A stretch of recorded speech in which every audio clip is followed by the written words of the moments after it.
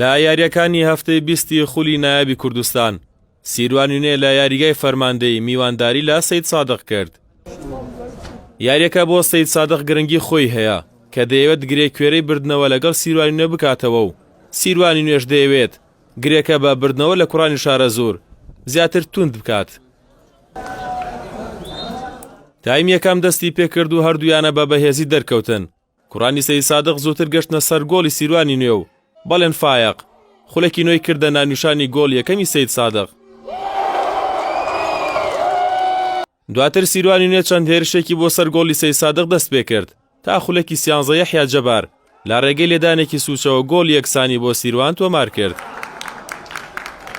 سەید سادق باشتر یاریگای کۆنتڕۆڵ کردبوو وێڕای چەند هێرشێکی مەترسیدار بەڵام هیچ لە ئەنجامەکە نەگۆڕا و تایم یەکەم بە گۆڵێک بۆ هەردوولا کۆتایی هات.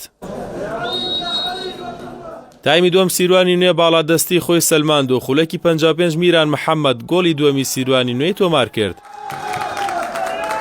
سیروانی نوێ با گۆڵی دووەمەوە نەوەستان و دیلمان ڕۆکان لە خولێکی 71 گۆڵی سێمی بۆ سیروان تۆمار کرد و لە کۆتاییدا یاری بە 3 گۆڵ بەرامبەر گۆڵێک لە سوودی سیروانی نوێ کۆتایی هات. زۆر باش خۆمان ئامادە کردو بۆ ئەم یاریە و ئەم سێ خاڵە زۆر گرنگ بوو هەتا لە ڕیزەکانی پێشەوە دوا نەکەوین.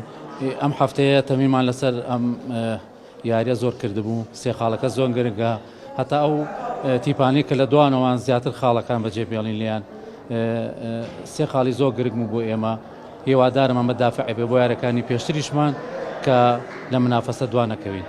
بەحقیقت دێمە چاڕانی شکستەمان ناکرێت. دێمە ڕۆژ یعنی خۆتان ئەجوای یاریەکەتان بینی و جەوی یاریەکەتان بایەکی زۆر بەقوت بوو تاسیری لە ئەدای ینی وەرشی سێسایا کردبوو.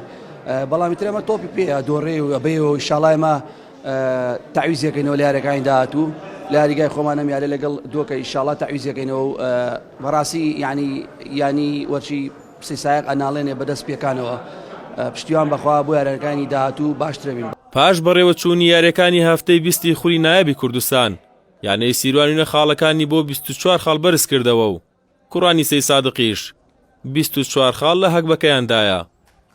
دوو وەرزە لە بەشداریکردنی لە خولی نایابی کوردستان یانەی سەید سادق نەیتوانیوە تامی بردنەوە لە بەرامبەر یانەی سیروانی نوێ بکات و ئەمڕۆژ لە هەفتەی 20 خولەکە تووشی شکست بوو. هەستیار حاجی کەناڵی پەیام سلێمانی.